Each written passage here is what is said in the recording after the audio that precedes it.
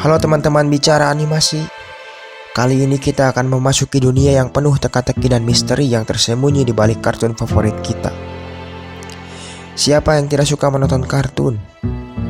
Mereka telah menjadi bagian tak terpisahkan dari masa kecil kita, menghibur dan mengajarkan kita banyak hal. Namun apakah kita pernah berpikir bahwa di balik kepolosan dan keseruan kartun tersebut ada teori konspirasi yang mungkin telah terjadi? Konsep ini mungkin terdengar aneh dan sulit dipercaya, tetapi jika kita melihat dengan mata kritis, kita akan menemukan beberapa fakta menarik. Tapi sebelum memasuki pembahasan, seperti biasa alangkah baiknya kalian jangan lupa untuk like, komen, juga subscribe. Dan jangan lupa untuk share video ini kepada teman-teman kalian yang juga pecinta animasi kartun. Jadi tidak usah berlama-lama, mari kita mulai pembahasannya.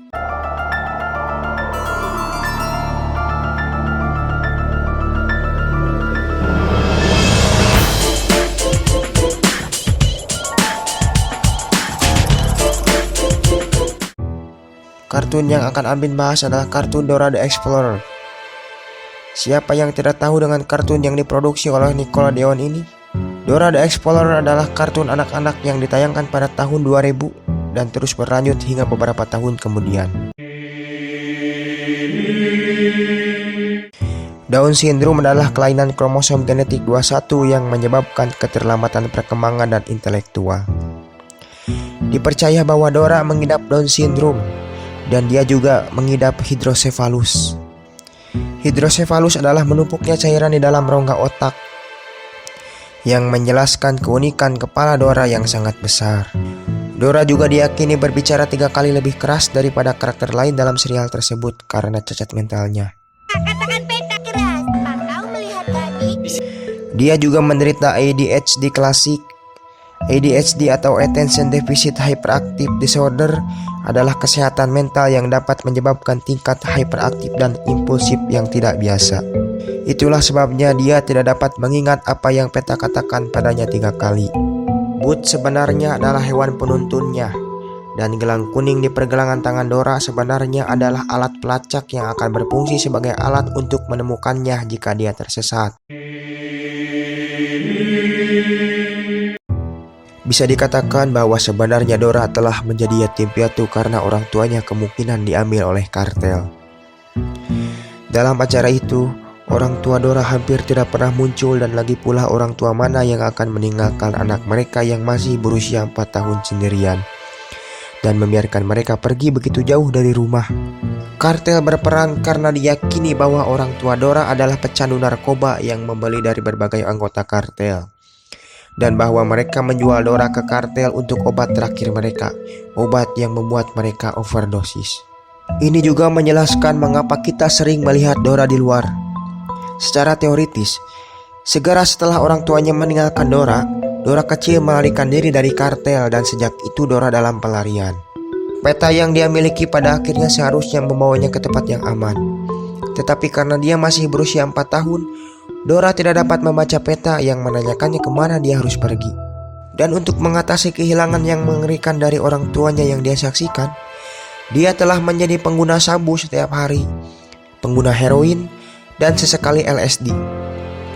Dan bagian explorer dari namanya yang merujuk pada kesiapannya untuk mengeksplorasi segala macam narkoba. Skizofrenia adalah gangguan mental yang cukup serius, di mana penderitanya mengalami kesulitan dalam membedakan hayalan dan realita. Kondisi ini umumnya ditandai dengan perilaku abnormal, seperti delusi dan halusinasi, sehingga tak jarang penderitanya dianggap gila. Dapat dicatat bahwa Dora menderita skizofrenia atau demensia onset dini. Di setiap episode dia berbicara kepada penonton yang tidak hadir di dunia pertunjukan. Penonton bisa menjadi bagian dari halusinasi bahwa dia adalah bintang acaranya sendiri. Boots, sahabat monyetnya, berbicara dan berinteraksi dengannya seperti manusia. Karena monyet tidak bisa berbicara dan bertindak persis seperti manusia, ini bisa menjadi salah satu delusi Dora. Dora mengira dia berkeliaran di seluruh dunia, tetapi dia berada di dunia fantasinya sendiri yang dia buat. Di episode lain, dia mengaku bisa melihat Afrika dari rumahnya di Meksiko. Pada kenyataannya, Afrika terlalu jauh untuk dilihatnya. Ini bisa berarti dia memiliki masalah dalam melihat panjang relatif objek dan membayangkan Afrika dari informasi yang telah dia proses sebelumnya. Dia memperkenalkan dirinya di setiap episode meskipun dia sudah pernah bertemu dengan penonton sebelumnya. Mungkin saja dia menderita skizofrenia atau demensia. Dan semua yang ada di serial ini hanyalah fantasi yang dibuat-buat di kepalanya. Dora juga dimulai dengan huruf D, dan demensia juga dimulai dengan huruf D. Boots sebenarnya adalah petugas pembebasan bersyaratnya dan mencoba mengeluarkannya dari mafia kulit hitam Kanada dan masuk ke program perlindungan saksi. Ini adalah salah satu teori yang paling menarik dan dapat dipercaya. Ini menyatakan bahwa Dora the Explorer sebenarnya adalah permainan komputer, bukan acara televisi. Pertama, di intro season 1 dan 2, ada adegan yang memperlihatkan kamera bergerak melalui ruangan kosong ke layar komputer.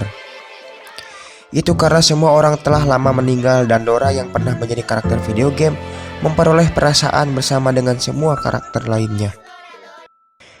Lalu ada fakta bahwa troll tua pemarah selalu meminta Dora untuk memecahkan teka-tekinya.